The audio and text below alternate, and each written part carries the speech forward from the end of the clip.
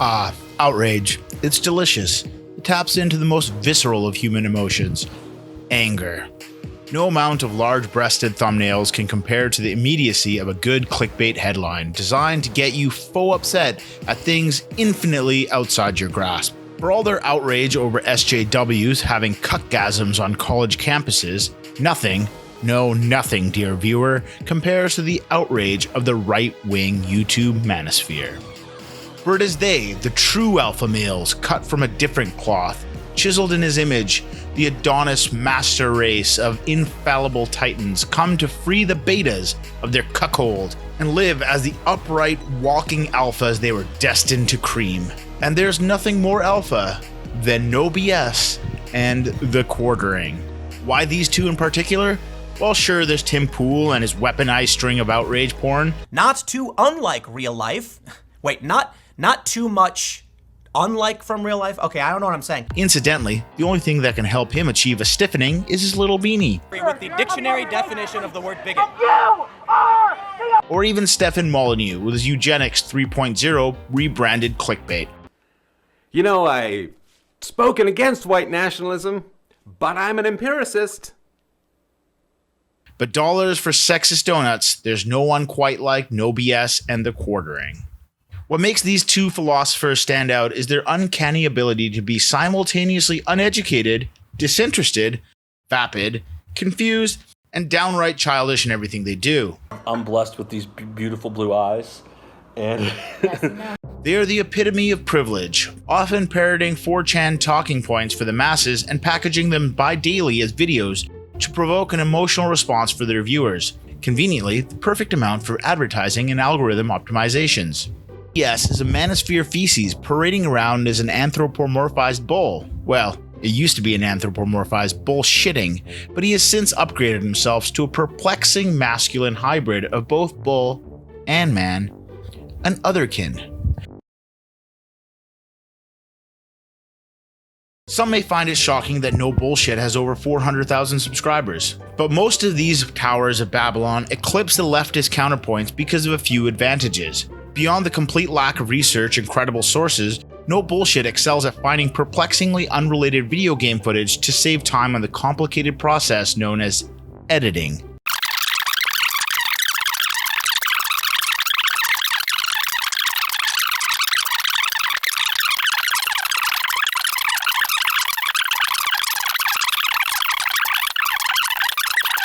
Then there's his persona, the Quartering.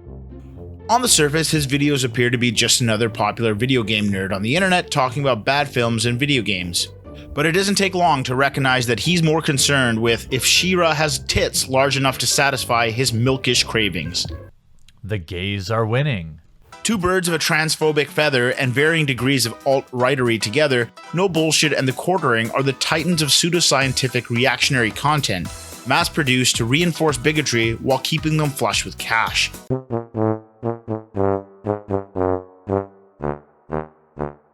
They put the mayonnaise in the manosphere, the unread in the red pill, the turd in the third thing. Guys, gals, nen pals, truly they are the bizarro ubermensch of our dreams. Hello and welcome back to No Bullshit. Today we're talking about yet another show at the Netflix streaming service. I can see just from the start, spared no expense on his graphic work. Look at this. We got MS Paint 95. I mean, I'm gonna guess working on this. He does have multiple mediums though. That's what's nice about this. Multiple disciplines. He's a multidisciplinary asshole. This series centers on the surreal life of an anthropomorphic Australian immigrant wallaby named Rocco and his friends, the gluttonous steer heifer, the neurotic turtle Filbert, and I'm just hearing this thinking that my boy had both the dictionary and a thesaurus in both hands when he's writing this article.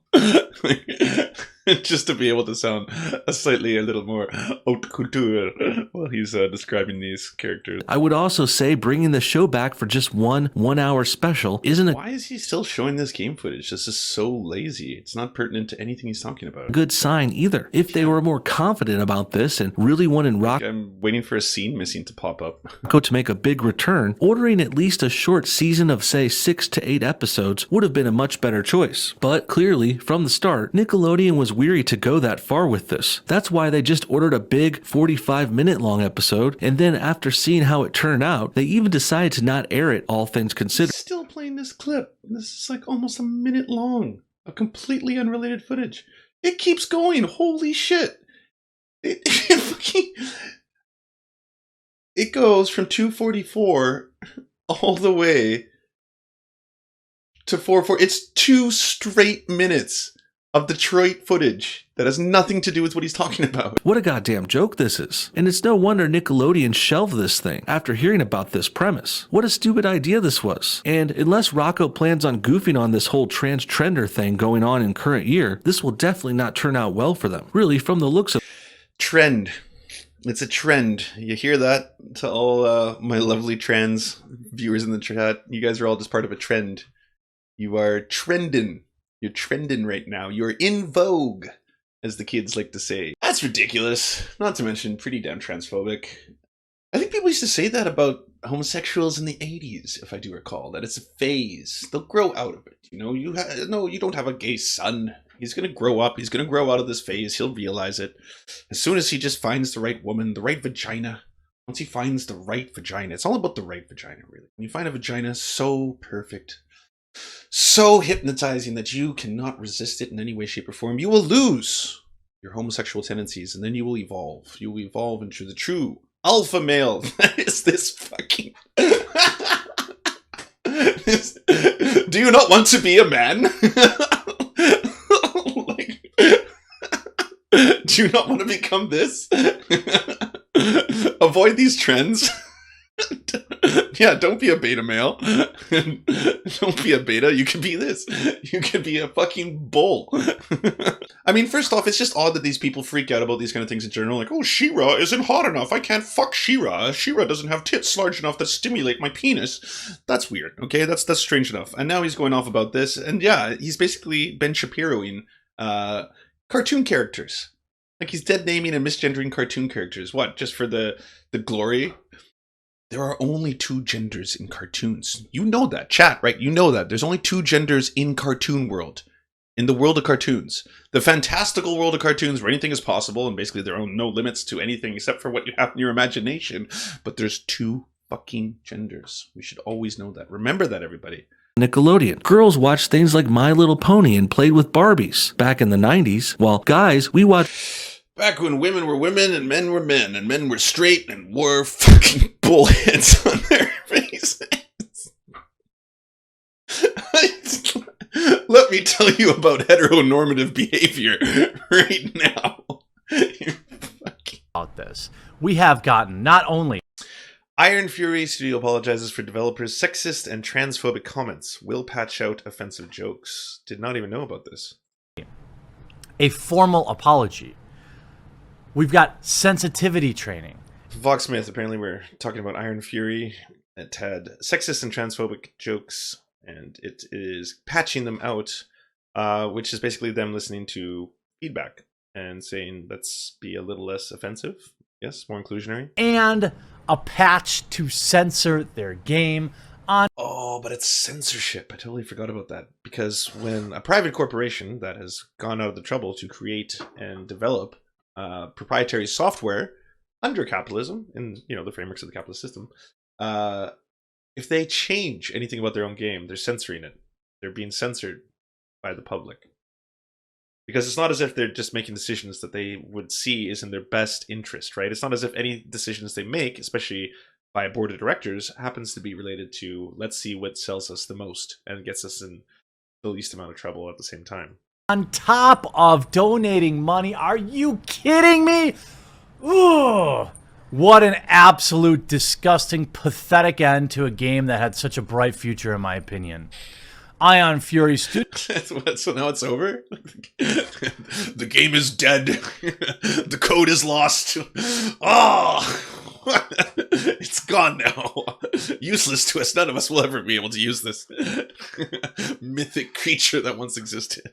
This game, and they patch out even one. If you patch out even one joke in a game I bought, I would demand my money back. And Actually,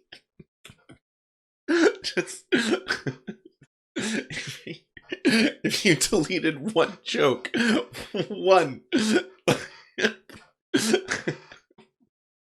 Man, he really clings to that. I really want to know what these jokes were. Like, what are these jokes that are just so integral to my gameplay experience?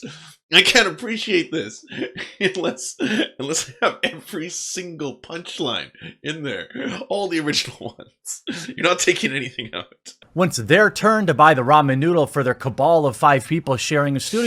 Ooh, it's our first dog whistle, ladies and gentlemen. It took 7 minutes and 31 seconds to get there, but we have heard the very first official quartering dog whistle. So, ding, ding, ding, ding, ding. I don't know if you guys were placing bets or if you're playing drinking games as to how long it would have taken until we heard our first one, but 7:31. It's the first moment we heard the true conspiracy that controls the world. The cabal, if it were. You're keeping. Over the weekend, however, another Reset Era user discovered H-phobic language in Ion Fury, including soap bottles that parodied Olay shampoo as "okay." What? That is so juvenile. Like, man, the kids working on these things. I feel like I'm right back in high school. But what about instead of soap bottles and shampoo bottles, instead of Olay, it says okay. That's great as video game news outlets when they're really just ideological.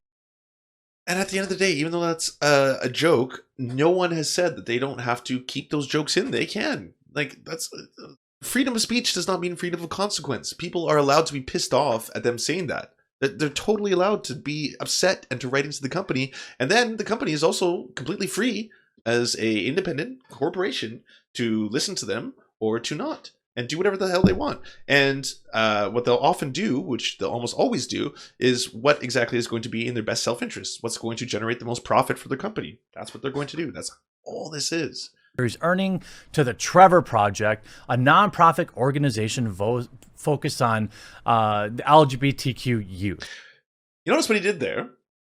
He was reading out the article, which is on the screen, so obviously everyone seeing this is going to be able to notice what he just failed to say. He skipped over the 2 words, suicide prevention, a nonprofit organization focused on the LGBTQ youth. Focused on the suicide prevention amongst the LGBTQ youth, which is astronomically high, which is a very important part about the Trevor Project, and a very ghoulish one for you to omit when you're talking about it. Earning to the Trevor Project, a nonprofit organization focused on the LGBTQ youth. You notice what he did there?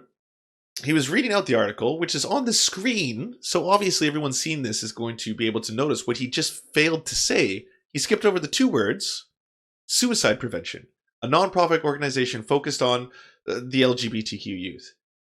Focused on the suicide prevention amongst the LGBTQ youth, which is astronomically high, which is a very important part about the Trevor Project, and a very ghoulish one for you to omit when you're talking about it. Are you joking? This is pure extortion. This is pure beta behavior. This is absolute. Oh, beta behavior. Nice. He's been red pilled. It's part of the whole red pill community, eh? I think beta males would donate to the Trevor Project. That's all I'm going to say. Pathetic for 3D Realms and any video game producer. I feel ashamed that I, at one point, suggested people buy this game. Publisher 3D Realms noted in an the in-game language was in question was, quote, yeah, Vivian Wolf. Goddamn betas being all suicidal. Yeah, being vulnerable to suicide or being marginalized in any way, shape, or form is total beta behavior, bro. Super beta. Not approved by us. And then it hopes to ensure this kind of thing never happens again. Well, let me tell you something. I will never buy a game from this company ever again. They're on my blacklist. They go on to say, moving forward, all of 3D Realms contracts will include terms in which we would allow us to sever. I'd love to see Homie's blacklist. Love to see the list of companies he can no longer support because of reasons like this. Yes, I no longer eat at this restaurant because they once donated money to suicide prevention. That made the list. Top of the list right there. for the relationship if the contractor does not abide by our zero tolerance policy for hate speech. You've got to be kidding me. 3D Realms, you're on the blacklist. You're out. I have zero interest in purchasing anything you put out. This is an absolute betrayal of your customers. This is It's a betrayal. You betrayed us. How dare you donate to suicide prevention? It's the greatest betrayal in the history of the sport. Did you enjoy what you just watched and now crave more Nectar of the Damned? Did you know that if you're watching on YouTube, you're only getting half the surfy experience? We upload all of our content commercial and censorship free to our Patreon. Due to the general demonetization of our videos, we now upload half of our original content directly to those who can help us produce this show. Want even more nectar than that? Well, come join us at twitch.tv/TheSerfsTV, where we do weekly live streams, debates, interviews, AMAs, and more.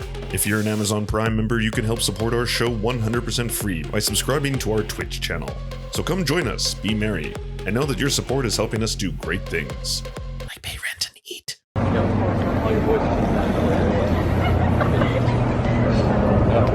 We worship at the altar of Miranda Marone. We'd like to thank you so much for being the official sponsor of the Serfs, and everyone please go check out her SoundCloud and listen to her music and help her because she is helping us. We would like to thank our Lord Ricky Pilgrim. You are the pillar of our entire organization.